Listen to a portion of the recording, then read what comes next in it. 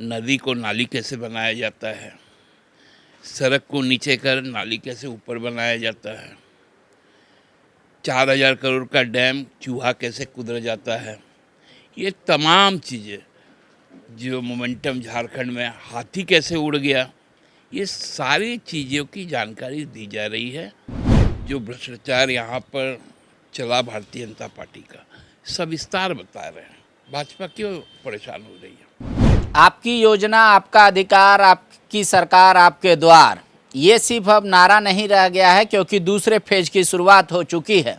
इसको लेकर झारखंड में राजनीति भी तेज हुई है, जहां सत्ता पक्ष का ये मानना है कि सरकार के इस कदम से जहां पिछली बार जनता की समस्या और बीजेपी दोनों 90% खत्म हो गए थे, 10% इस वक्त खत्म हो जाएंगे। लेकिन बीजेपी कुछ और सवाल कर रही है। उन सवालों का जवाब हम लेने जेएमएम के पास आए हैं। हमारे साथ सुप्रियो हैं, जेएमएम के वरिष्ठ नेता। दादा, बीजेपी कह रही है कि क्या मुख्यमंत्री जी भ्रष्टाचार जो हो रहा वो भी बता रहे हैं जनता को, उनके घर जाकर वो भी बता रहे हैं कि हमारा इतना इतना आदमी को गिरफ्तार कर लिया गया है, इन कारणों से गिरफ्तार हुआ है। बोल रहा बीजेपी की ये सब भी बता रहे हैं कि मुख्यमंत्री जी नहीं बता? मुख्यमंत्री जी जा रहे हैं, लोगों से संवाद कर रहे हैं, और 2014 से 2019 में जो भ्रष्टाचार यहाँ पर चला भारतीय जनता पार्टी का सविस्तार बता रहे हैं। भाजपा क्यों परेशान हो रही है? पूरी तरह से रघुवर दास जी के नेतृत्व में जो सरकार चली, उसमें नदी को नाली कैसे बनाया जाता है, सड़क को नीचे कर नाली कैसे ऊपर बनाया जाता है, 4,000 करोड़ का डैम चूहा कैसे कुदर जाता है। ये तमाम चीज़ें, जो मोमेंटम झारखंड में हाथी कैसे उड़ गया, ये सारी चीज़ों की जानकारी दी जा रही है। इसलिए भारतीय जनता पार्टी घबराए नहीं। भारतीय जनता पार्टी के हर कुकृत्य का संपूर्ण और सचित्र विवरण माननीय मुख्यमंत्री जी पेश कर रहे हैं। बीजेपी का एक और सवाल है कि क्या वो जनता को कैसे फेस कर रहे हैं? कह रहे हैं कि हम ओबीसी के हितैषी हैं, ओबीसी को चुनाव में भी आरक्षण नहीं देते। बोले पिछले चुनाव में भी इतना दिन जब चुनाव नहीं हुआ था, ट्रिपल टेस्ट करा लेते तो भी ओबीसी का हक नहीं मारा जाता। बोला प्रदेश आंदोलित है ओबीसी मोर्चा, और इस बात को, सवाल को सरकार से पूछ रही है कि किस मुँह से ये जनता के बीच जा रहा है। नहीं, देखिए, यही तो लोगों को बेवकूफ़ बनाना इनका एक सूत्री कार्यक्रम है। मैं कह रहा हूँ कि जो माननीय सर्वोच्च न्यायालय है, उनका जब दिशा निर्देश आ जाता है, उसके बाद चाहे वो केंद्र की सरकार हो चाहे राज्य की सरकार हो, उन दिशा निर्देश, उन आदेशों के विपरीत जाकर कोई भी काम नहीं कर सकती है। ये जो बना हुआ हमारा जो संविधान का जो ढांचा है, जो फेडरल सिस्टम है, इसमें जुडिशरी को ये एक पावर डेलीगेट किया गया है। तो इसलिए हमको लगता है कि अब चूँकि अवसाद में लोग हैं, तो भ्रम की स्थिति फैलाई जा रही है। ओबीसी का जो आरक्षण है, वो रोजगार, सरकारी नौकरी, जो शिक्षा व्यवस्था है, इन पर हम लोगों ने जो कमिटमेंट किया है उससे कहीं पीछे नहीं है।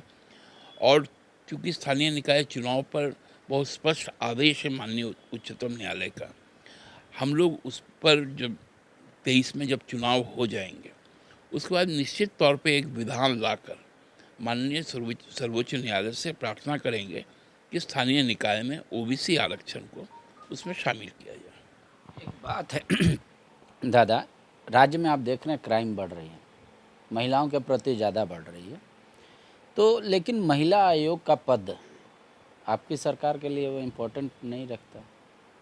जब होगा तब होगा, इस टाइप का फीलिंग आ रहा है, ऐसा क्यों? नहीं, देखिए, महिला आयोग को आप क्राइम के साथ नहीं जोड़ सकते। लेकिन तो डोमेस्टिक वायलेंस पे उनकी निगाह रहती है, नज़र रहती है, कई केसेस पेंडिंग होते हैं, कई का उसमें सुनवाई होता है, कम से कम दोनों पक्षों को मिला के वो लोग बात करते हैं।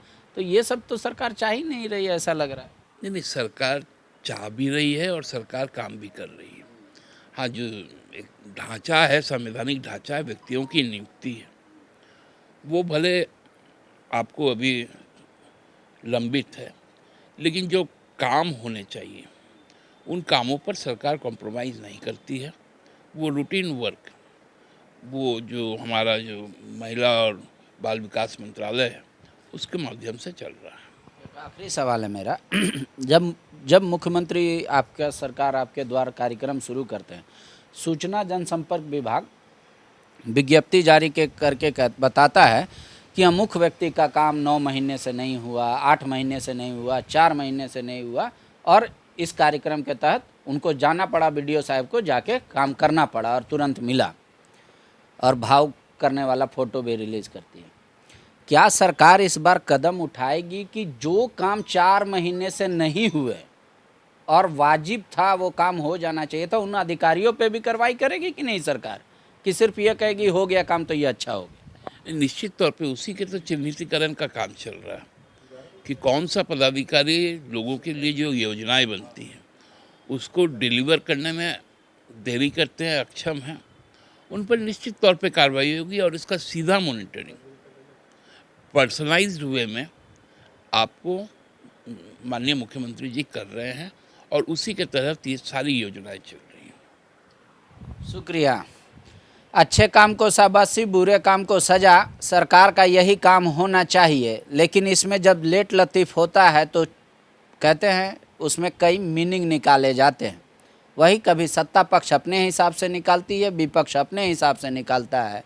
आप दोनों की भावनाओं को सुनिए, समझिए, तर्क अपना लगाइए, फिर सही गलत का फैसला कीजिए। शुक्रिया। विवेकानंद विद्या मंदिर स्कूल एक CBSE affiliated English medium coed school है। हम शिक्षा के साथ संस्कार देते हैं। thefollowup.in. Like, share and subscribe. www.thefollowup.in